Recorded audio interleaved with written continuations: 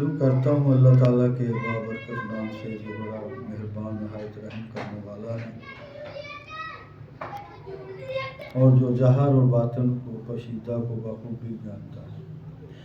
الصلاۃ والسلام علیک یا سیدی یا رسول اللہ صلی اللہ علیہ وسلم وعلی آلک و صحابک یا حبیب اللہ۔ الصلاۃ والسلام علیک یا سیدی یا رسول اللہ وعلی آلک و صحابک یا رحمۃ للعالمین۔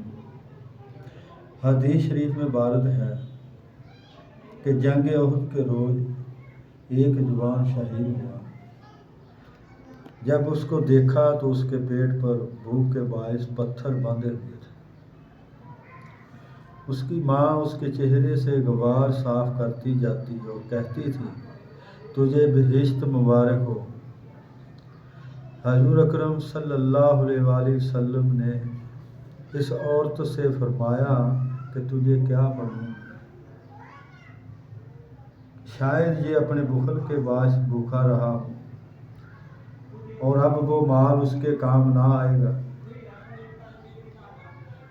یا انسان اپنے بارے میں بات کرے کہ جس کی اس کو ضرورت ہو، مطلب یہ ہے کہ اس کا حساب اس سے پوچھا جائے گا۔ بس خوش اور مبارک وہ کام ہے جس میں کچھ رنج اور حساب کا معاملہ نہ ہو۔ منقول ہے کہ ایک دن حضور اکرم صلی اللہ علیہ وآلہ وسلم فرمانے لگے کہ ایک شخص اہل بہشت سے جہاں آئے گا۔ پس حضرت عبداللہ بن سلام رضی اللہ تعالیٰ عنہ دروازے سے داخل ہوئے۔ لوگوں نے یہ خوشخبری ان کو سنا دی اور دریافت کیا کہ کون سا عمل وہ ہے جس کے باعث آپ کو یہ بشارت دی گئی ہے۔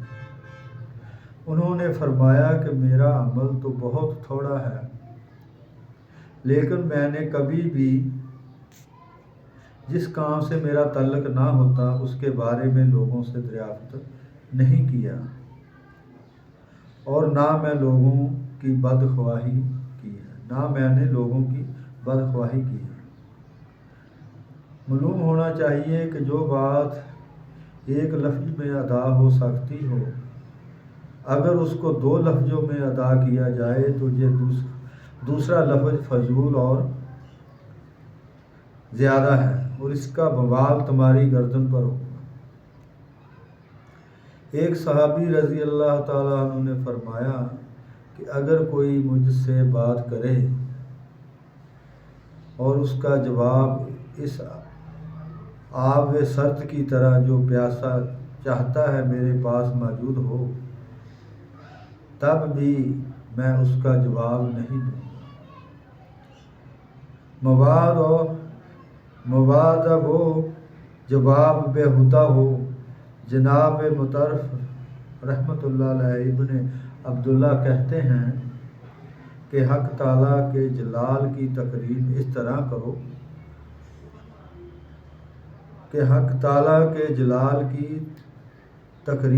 طرح کرو کہ ہر بات پر اس کا نام زبان پر نہ آئے۔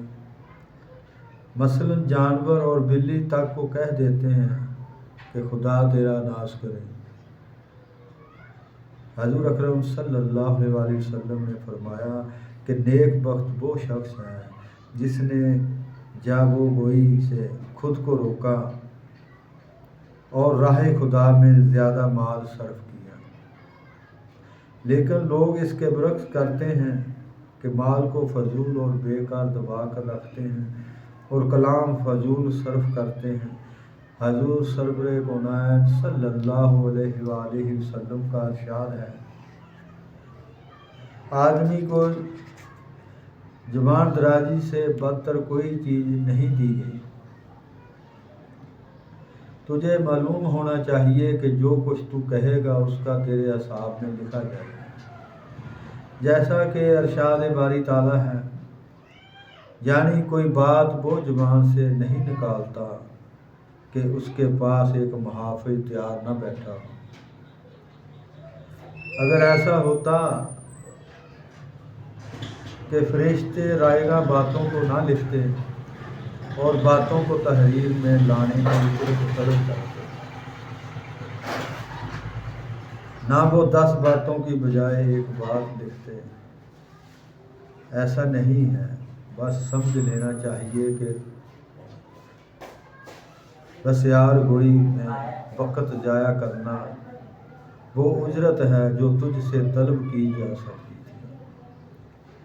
میرے دوست احباب عزیز و کرام، جو میں بندر ناچیز نے بیان کیا اپنی طرف سے نہیں کیا، یہ حضور کرم صلی اللہ علیہ وسلم کے بیان کردہ ارشاد پاک کو بیان کیا ہے، اور اللہ تعالیٰ ہمیں اور آپ سب کو اس پہ عمل کرنے کی توفیق عطا فرمائے، اور مجھے میری کمی بیشی پہ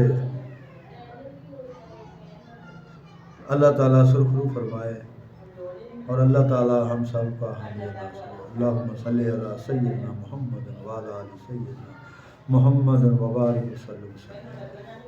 آمین۔